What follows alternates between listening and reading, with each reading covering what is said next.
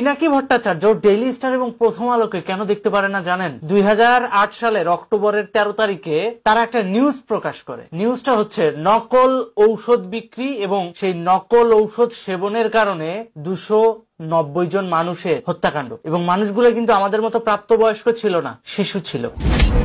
ওই সমস্ত শিশুরা এই পিনাকি ভট্টাচার্যের উৎপাদিত নকল ওষুধ খেয়ে মারা গেছেন এবং এই নিউজটা সর্বপ্রথম ডেইলি স্টার এবং প্রথম আলো প্রকাশ করে। পরবর্তীতে ওয়ার্ল্ড হেলথ অর্গানাইজেশনের প্রতিবেদন অনুযায়ী সেই ওষুধ বাজার থেকে সরিয়ে নেয় ওষুধ প্রশাসন।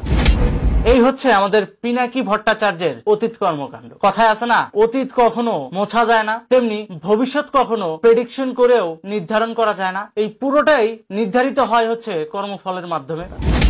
পিনাকি ভট্টাচার্যের অবস্থাটা সেরকমই। উনি শেখ হাসিনার পিছনে লাগতে যায় আর নিজের অতীত কি ভুলে গেছে? ভুলে নাই। এখনো পর্যন্ত বগুড়ার ভিতরে যত নকল ঔষধ সরবরাহ হয়, নকল ঔষধের সিন্ডিকেট কাজ করে, সম্পূর্ণটা নিয়ন্ত্রণ করে এই পিনাকি ভট্টাচার্য। বগুড়ার ওষুধ মার্কেটের কথা আপনারা অনেকেই জানেন। এই বগুড়ার ওষুধ মার্কেট থেকেই উত্তরবঙ্গে, সমগ্র উত্তরবঙ্গে ওষুধ সাপ্লাই হয়।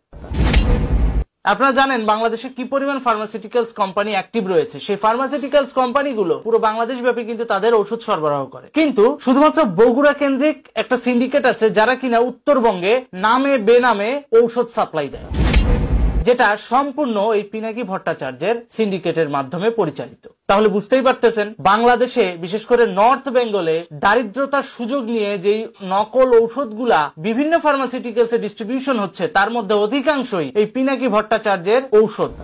কিন্তু আমাদের দেশের মানুষ, বিশেষ করে নর্থ বেঙ্গলের মানুষজন কিন্তু সচেতন না অতটা। তারা ফার্মেসিতে যায়, ওষুধ কিনে খায়, কিন্তু ভালো হয় না। অনেক ক্ষেত্রে খেয়াল করে দেখবেন কেন ভালো হয় না, এই নকল ওষুধগুলো সাপ্লাই করার কারণেই কিন্তু রোগী ঠিকই ওষুধ খায় কিন্তু সেই ওষুধ আর কাজ করে না। এবং নর্থ বেঙ্গলে অধিকাংশ ফার্মেসিগুলোতে আপনারা খেয়াল করে দেখবেন বেনামি ওষুধ সব থেকে বেশি। এই বেনামি ওষুধগুলো আসে কোথা থেকে? এই বেনামি ওষুধগুলো আসে এই পিনাকি ভট্টাচার্যের ওই রেখে যাওয়া সিন্ডিকেট এখনো সক্রিয় রয়েছে নর্থ বেঙ্গলে, এজন্য।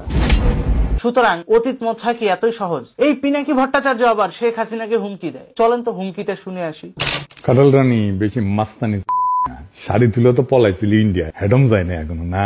32 নাম্বার যারা ভাঙিছিল তাদের একজনের যদি কিছু হয়, আমি টুঙ্গিপাড়া ড্রোন উড়াই দিয়া একেবারে সাফা করে দেব। তুই যা ওই জায়গায়। গোপালগঞ্জের মানুষ তো চিনিস না, এই ছোটবেলায় তো তোরটা কাটেও নাই, এবার গেলে কেটে দিবে, বিসি শুদ্ধ খুলে রেখে দিতে পারে, ঠিক নাই। আর তুই তো নিজের মুসলিম বানাইতে একটু বেশি ভালোবাসিস, কারণ রমজান মাস আসলে মাথায় পাগড়ি টাগড়ি পরে একেবারে সেই এমন ভাবনিস যে তুই হাজি মানুষ, কিন্তু শালা তুই তো মালায়ুনের বাচ্চা।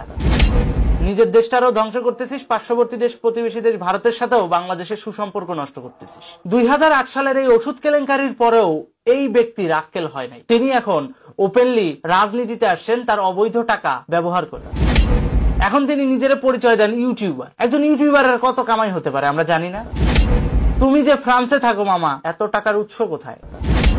কেউ কি জিজ্ঞাসা করেছে কখনো? তো এই পিনাকি ভট্টাচার্য ফ্রান্সে যে বসবাস করে, টাকা আসে কোথা থেকে? রাজনৈতিক আশ্রয় আছে বুঝলাম, ভালো ফ্যাসিলিটিস দেয় সেটাও বুঝলাম, কিন্তু যে লাইফস্টাইলে তিনি চলাফেরা করেন, কেউ কি জিজ্ঞাসা করেছে কখনো এত টাকার উৎস কোথায়? যার কাছে ওষুধ সিন্ডিকেটের এই কালো টাকা রয়েছে, তার কাছে বাংলাদেশের রাজনীতিকে ইনফ্লুয়েন্স করা কোনো বড় বিষয় না। আর এই কারণেই টাকার জোরে তিনি সেনা প্রধান গুনেন না, তিনি প্রধানমন্ত্রী থাকাকালীন সময় শেখ হাসিনাকে গুনেন নাই। অবশ্য এটা নিয়ে তার আলাদা যুক্তি থাকতে পারে যে সে শেখ হাসিনাকে মানেন না, ভালো কথা।